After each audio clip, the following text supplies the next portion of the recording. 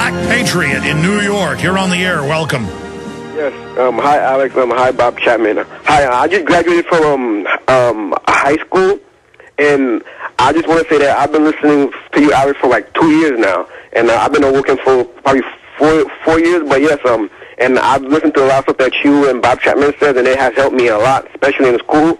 We just took probably like a month ago, a national financial literacy test, and I got like a 90% on it. Even though some of the stuff that was on it, I had to put what I thought that they would say, like about the Federal Reserve, what it is for, and all that stuff.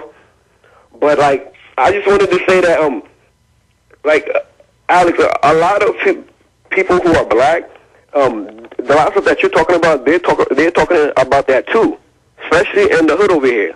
We know all about all that stuff. That's what me and my friend, we talk about that all the time, the Federal Reserve and so on. We also talk about other stuff like the Boule Group, which is a traitor to the black people.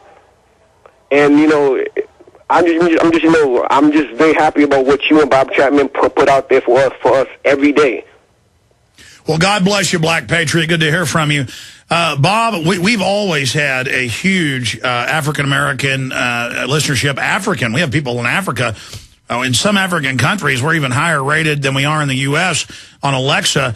And so the awakening is really accelerating out there in the black community. And I think you're absolutely right. I've gone on several times on WVOM, I think it is, in Chicago, which is, I guess, the largest black station, City of the Jackson and Mr. Butler. And I was amazed at what these people... I had 3 women in a row call the last time I was on and asked me about the Illuminati, and they really knew about it. And so what the young man is saying is absolutely true, and we love you all. We want you to listen. Absolutely. No, it's exciting. On average, when I've been on black stations, their callers are much more informed than kind of mainline audiences. But that's changing. We want everybody to know what's going on. But see, black folks aren't as naive as some people who think they're part of the establishment. I run into so many people who think just because they're white, they're going to be protected. That's not how this works. Mike in California, you're on the air with Bob Chapman. Go ahead. How's your day, Mr. Jones? Good to talk to you. What's on your mind? I got a couple of comments and then 2 what I think are important questions. But all right, let's move quick. Go ahead. Sure thing. The word inalienable doesn't seem to be used much by anybody except you. If these evil flying monkeys come to the door saying, hey, we got a new signature from Obama saying we can just drag you off and whatever, I'm not going to let them. How do I address them and tell them, hey, no, you're not, because I'm going to remove parts of your body and hand them back to you? Well, inalienable means this is supreme. No one can change this. This predates the Bill of Rights and Constitution. It only points that out. And you cross this line, you cross into the line of tyrants, and it's not just my right, it's my duty as the Declaration of Independence. It's what July 4th is about, folks, says it's my duty to stop you. Now, they're going to call that terrorism.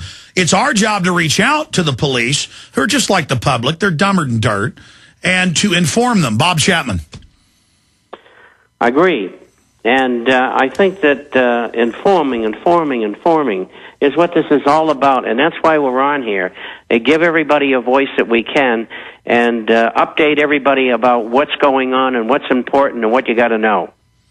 Yeah, this is serious stuff, folks. You've heard us lay it all out for decades. Bob, for 40-something years, it's all coming true exactly like we said it would, because we're reading the enemy's playbook.